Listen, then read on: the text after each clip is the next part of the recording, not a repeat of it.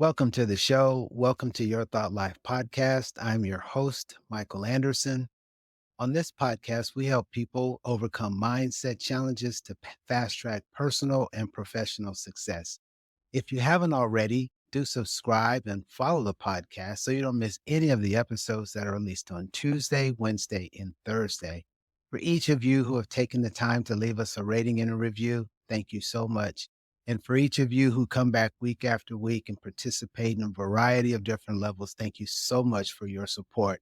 We would not have achieved hardly any of the cool things this channel has approved or achieved without your participation. Today, we continue our mindset series, and we have for you a fantastic guest today. She is a CEO. She's a marketing strategist. She's a podcast host also, and might be in the queen of podcasts. We have Ana Xavier. Ana, welcome to the show. Thank you for having me. I'm trying to not grab my smile and go all the way because that was such a nice introduction. So thank you. So, Ana and I, truth be told, there was an exchange that she and I had about a little over a year ago.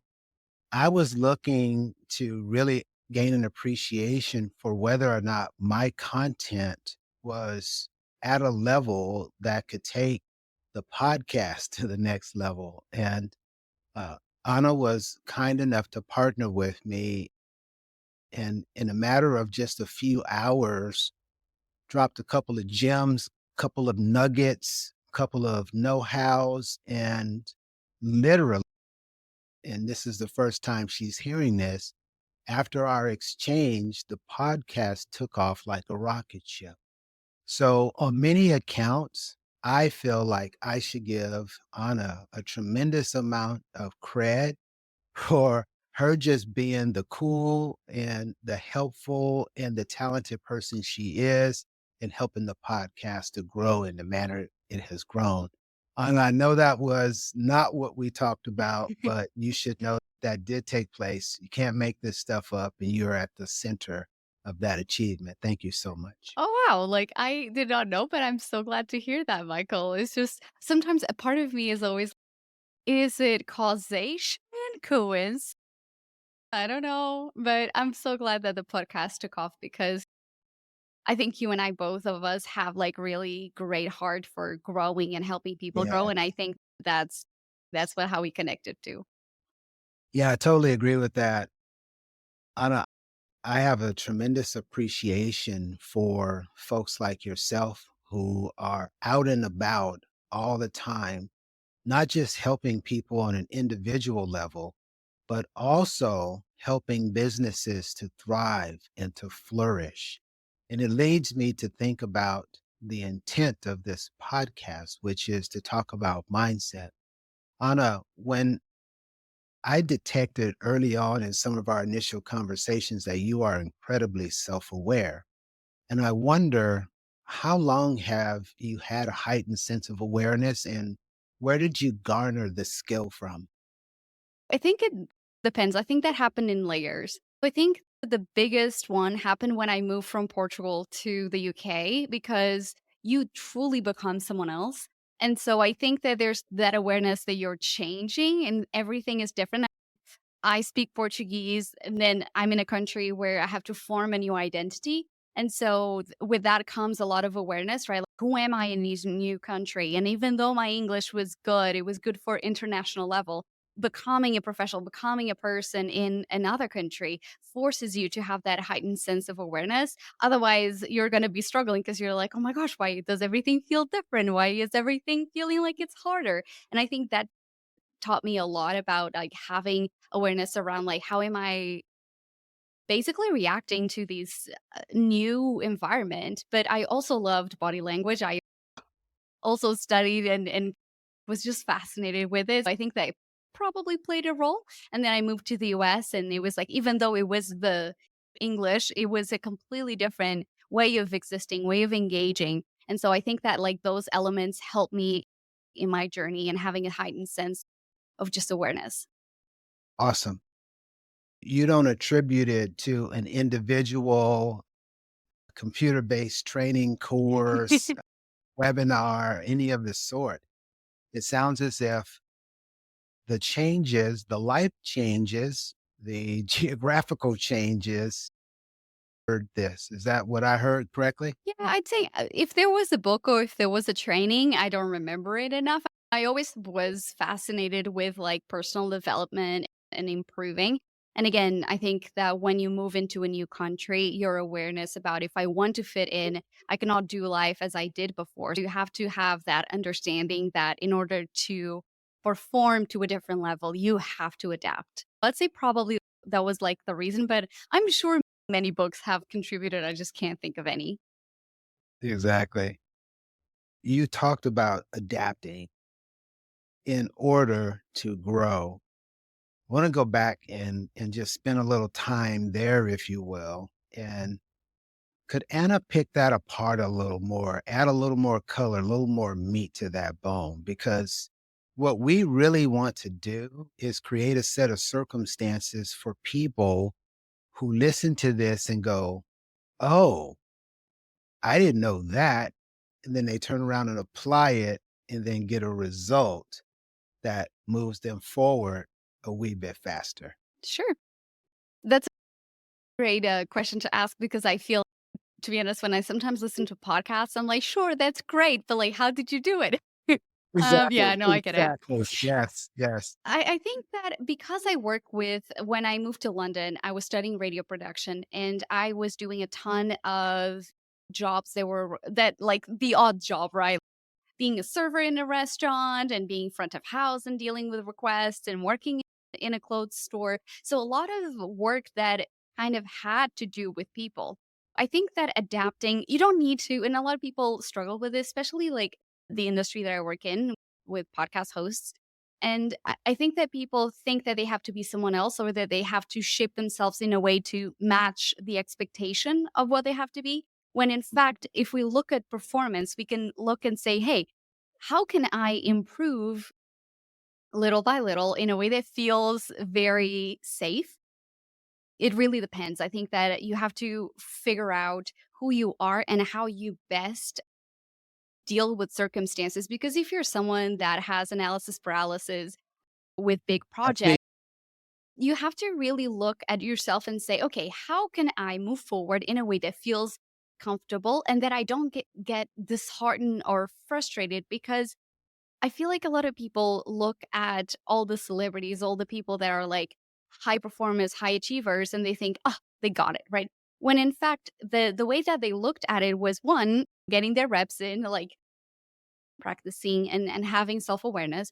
But at the same time, I think that they look at how do I best move forward and adapt instead of saying copying exactly what someone's recipe was, what did work for them? And I work with podcasters all the time about this because thinking about this when you're looking to become a better person and more fulfilled person, there's so many different routes that we can take. But like, I feel and I talk about this in my own content, which is, are you having fun? Are you actually enjoying the process? And so much part of it when we're thinking about who we want to be and all that, we forget that we're supposed to have fun because we're just doing this one time.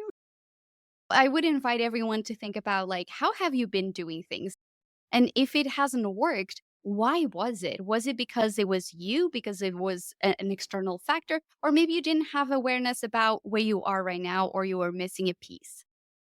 Lots of gems and nuggets there for sure.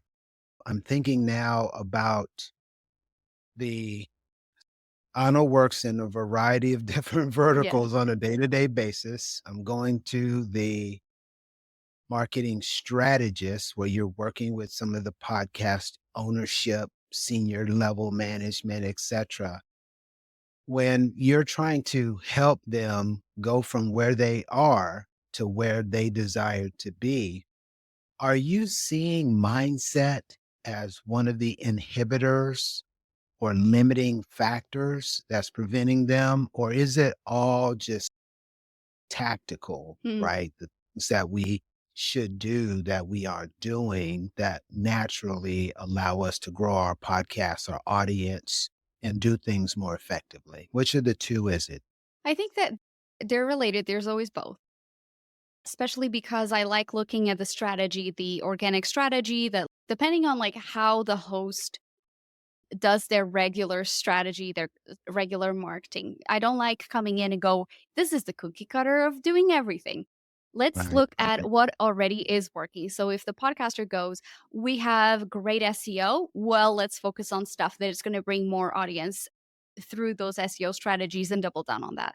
If it's I do very well on Instagram, like for instance, I'm working with an influencer, we're leveraging Instagram, focusing on those things and really fixing those first, but where there may be gaps in audience retention or audience discovery. And the mindset is, especially because I work with primarily multilinguals, minorities, and women.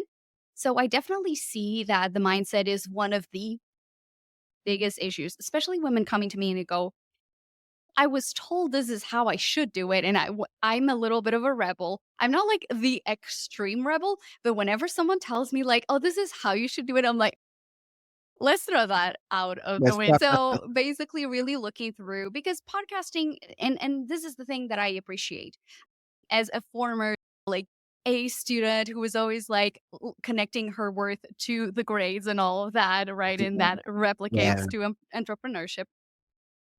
I really like what metrics are we looking at? What do you want? But also, like, where do you think you're most limiting yourself?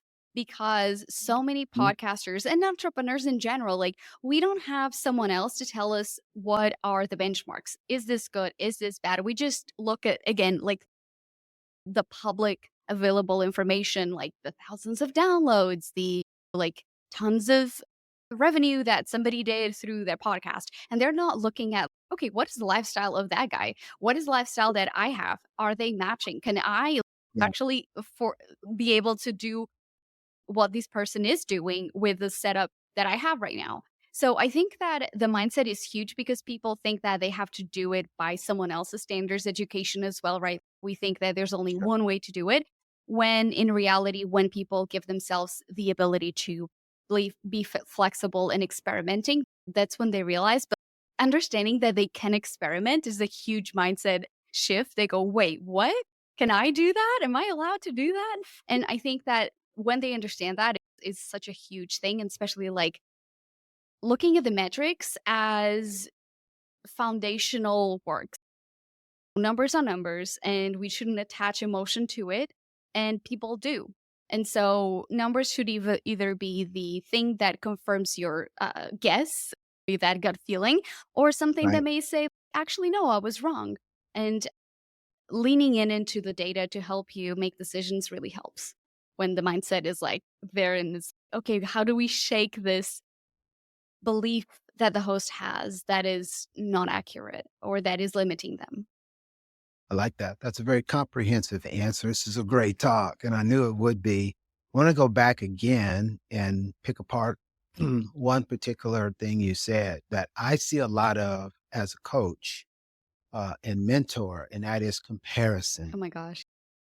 It's not wise for us to compare ourselves among ourselves because everybody has, my coach told me this several years ago, so I'm just repeating, but each of us has a different temperament. We all have different strengths and weaknesses. We all have a different vision. We all have a variety of different things that makes us at an identity level. And for us, sometime to take a look at Sue or John and where they are, right, against where we are in our walk and in our journey, it does us such a grave disservice to do that because we're in three different races. All three of us are doing three different things and have been in for a variety of different time periods. To your point, resources and the amount of availability of capital, all of those things weigh in to create a set of circumstances. So I'm so glad that you brought that up because we find that the people who really struggle sometime are struggling and bringing it on themselves just Yes. by this whole comparison thing.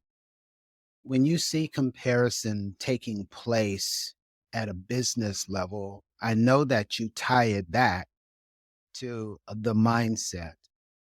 When you're dealing with these challenges, how do you keep yourself grounded so that you can help the other person see clearly through? Let's be honest here. This is not necessarily easy work because a whole lot more people would be doing it. You've got to be not only a tactical know-how, a strategy know-how, but you've got to get in their heads as well. How does Anna keep all of that in balance? I think that's such a good point. And as coaches, as professionals, I think that understanding the person we're serving and then getting technical into the marketing language, like getting our avatar down and really understanding what makes the people that want to work with us and that work with us really tick. What are their struggles? Where do they get hung up? And that's when I work with the minority, the women, and the multilinguals because I understand where they get stuck. And so I have different types of podcasters and business owners. And so I work with them and I know that if they're struggling with this, truly, it's not what they're telling me, it's something else. So I think that really getting an understanding and not listening always to what they're saying, but like, what are you saying really? And going back into the technical advice, I go back to what did you tell me, you, the client, told me that was important for you when we started working together? Because most times people go into these ego numbers, the Yes, fluff that indeed. doesn't matter, right? Oh, thousands of downloads and whatever. And I normally always bring it back to this. Where you are in business right now, would you be able to have 1,000 emails pop in your inbox every single day? Is your business ready to tackle that level of demand? And immediately people go, oh, yeah, no, I don't want that for me. Or actually, good point you're saying that. I want to reach that level. Therefore, what do we need to set in place for that to happen? Because a lot of times people struggle with the idea of success because they are afraid, because they deep down, Yeah. they know nothing in their business is optimized for that. They don't have the systems. They don't have anything in place in order to grow and scale their business if the podcast does become incredibly successful. Or if they're saying so and so has this podcast and got them there and at the comparison night is, I normally go, all right, that person has 8 years of experience ahead of you. Let's talk about it again when you get there. Or again, maybe that person had 8 years because they didn't have me. And Oh, the host can speed up their growth in that sense. But for really sure. being realistically about what is this about? And let's bring it to, okay, what do you want to do about it? It's not just complaining and being frustrated. It's, okay, That's what are we focusing on then? If your goals change, or if you're telling me that doesn't matter, but you brought it up 3 times in 3 coaching calls or strategy calls. Okay, let's work on it. So I think that really getting true and being, I think being supportive of clients, but also being understanding that like they are in their journey as well. And they, as people, they're working through all of these issues that we sometimes cannot help them. And sometimes it's right. okay, this probably maybe you need to go someone who has a skill set that can help you with that, but I'll help you with this other stuff. Or we can't move past this until you deal with that. So I think getting that clarity and saying the you as a coach and the professional, it's okay because I always tell my clients, hey, actually that's something I don't work with. I don't have the expertise. And so that puts them at ease knowing I'm not lying, I'm not pretending to know everything. And so their trust in me increases and their trust in themselves because okay, like I did make a good decision. This person is not lying to me or trying to be a little like deceiving. Love it. Love it, love it, love it. So you're dealing with emotions, you're dealing with feelings, you're dealing with Hmm. temperaments, you're dealing with fear of failure, you're dealing, as you noted, with fear of success. You're coaching and mentoring and instructing through all of those dynamics. But what do you do in your own life when Hmm. these things try to creep into your thought life? How does Anna deal with those when they're knocking at her door? Yes, I like accidentally went on tangent. So what I normally do is doing two things. Number one, I always have a an entry when something good happens. So I have a notebook called notebook of achievements. And every single time something good happens, and it can be as simple as like I received the most thoughtful, wonderful message from a listener or someone in my community that I changed their life. I note it down. Whenever I'm like doing a partnership with this company that I've been trying to work with for years, I take notes of it. And I am so very transparent with my community. So when stuff like that happens, I go pull that book if I feel like I'm an imposter and I'm like, all right, what did happen in the past 6 months? And and I think that honestly, like my husband is he's a usability researcher. So he does a lot of human behavior and behavioral economics. So he always has the other side where he's, have you thought about this? And so being in his presence really helps me stay grounded because I know that he will always bring something that will bring it back to, okay, actually, I can't do that. I haven't even been in business for 5 years, or maybe I have never run a business before I started the podcast space. So he helps me stay grounded in that sense, but being really grateful about the small things that are happening and remembering like why I started stuff, that's what brings me back to, okay, I can do change. I just have to keep going, or maybe it's not my time yet. Or my personal favorite, the universe is has a reason, always. The universe has a reason. I just haven't figured out yet why this is happening, but it will come. So those are my ways, Michael. I love this. I love this for a bunch of reasons. I'm only going to state two. If you're in a state of gratitude, then you can't be in a low level vibration. Folks like yourself who journal, I journal. Yeah. It's a core tenet of what we teach in our accelerated mindset program. When you celebrate your wins, there's something on the inside that really makes you release some endorphins. And when you have a heightened state like that, it is very difficult for negativity to attach and hold itself to you because the positive spectrum is so much more grounded than the negative spectrum. It has the ability to hold you there with practices such as like this. So I commend you for this.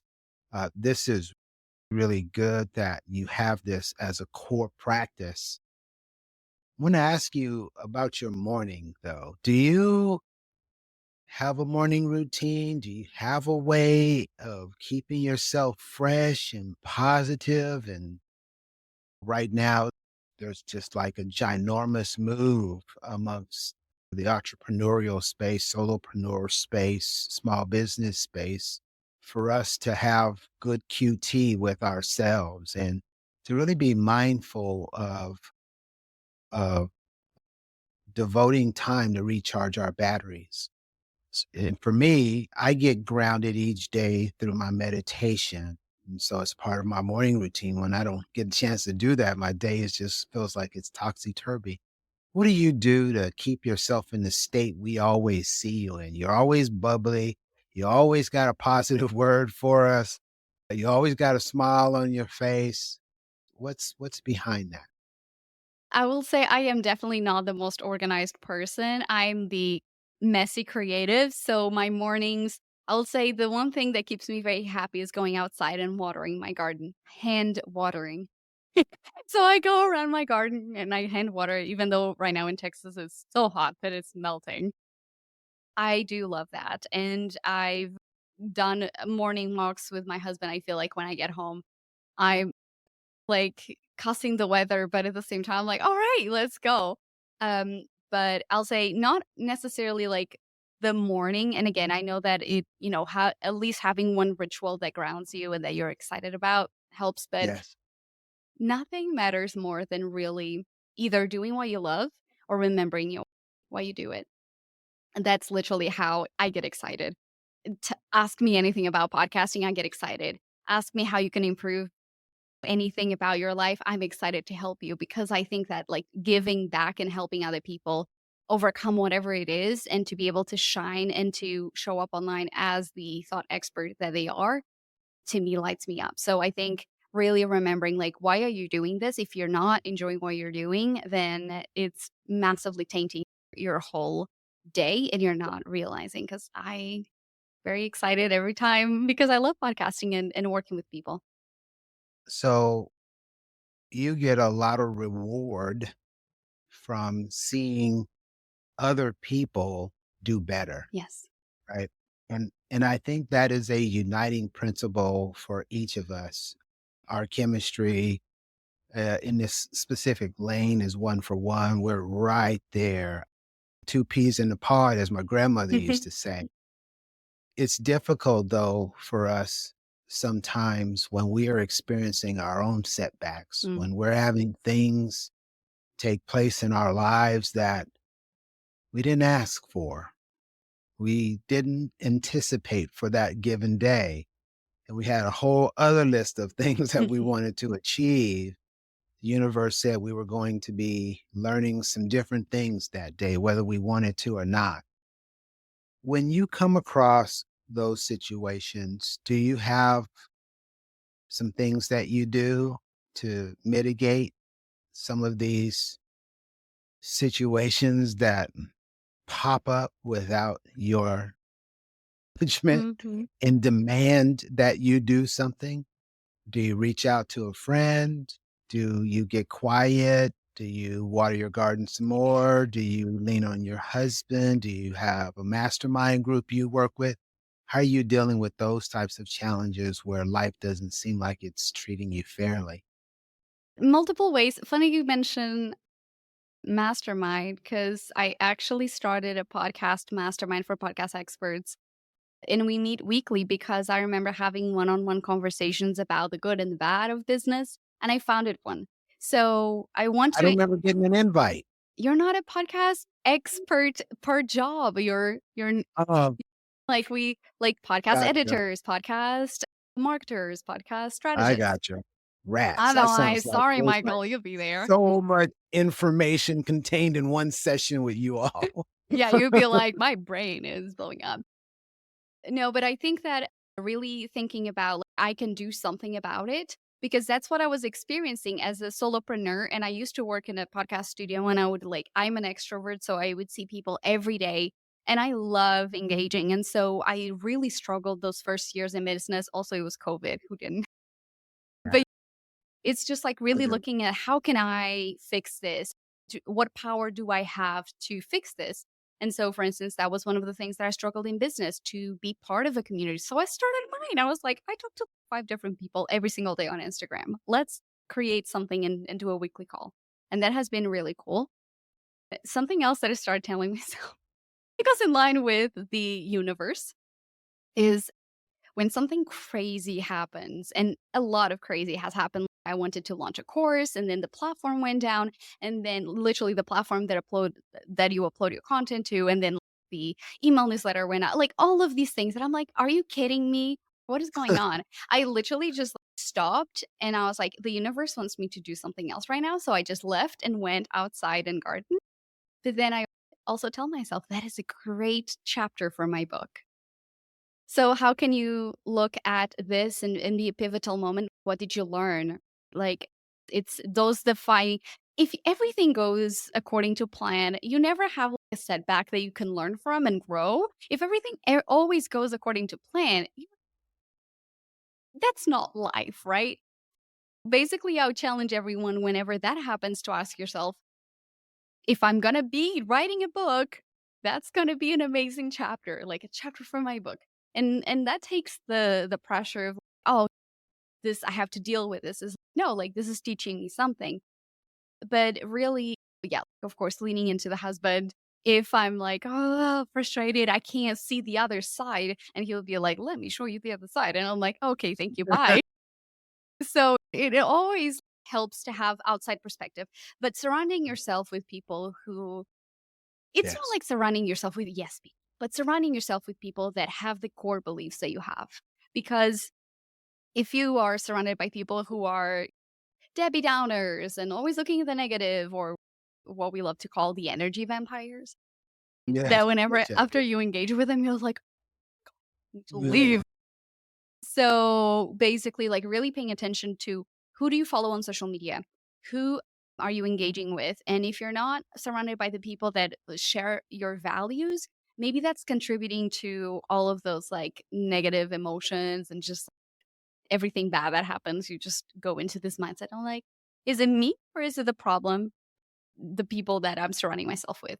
So I think like those are really good takeaways. But the most important is there's always something you can do about it. So don't go in desperate mode like, oh, poor me. It's okay. What can I do? Active mode, practical. I'm very practical. So I'm like, can I do something about it? All right, let's do something. What if I wanna do something about it and I don't have a history of doing something about it because, well, I don't have all of the steps that are necessary, and without having all of the steps, I don't feel like I'm going to be able to do it. What's your advice to an individual who fits that profile? I think fake it. I don't like the expression fake it until you make it, but you have to believe that there's some sort of thing that you can do, right? There's this expression in Portuguese that is nobody was born taught how to do life. And Mm, more today than you did 5 years ago, 2 days ago, whatever it is. So, messy action is something that I think in a ethical way, in a way that is not gonna damage the brand that you're growing without damaging, like, what you're building, how can you take messy action that is actually relatable? Because look at around, like, all the people that, like, always have it figured out, like, we get annoyed a little bit at them, right? So Sometimes. right, where is there anything that, like, goes wrong for the person? Leaning in, the things that happen, like, the most crazy things that happen in your life, that can be a way to communicate with your audience, to communicate with your customers, to communicate with Yes. people around you, because it's relatable, it's life.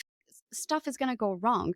So, I'd say you're not alone, you're not also, like, the one struggling with life, so having a little bit of perspective about, like, sure, you may be struggling with something, but there's always, like, a secret struggle that someone always faces.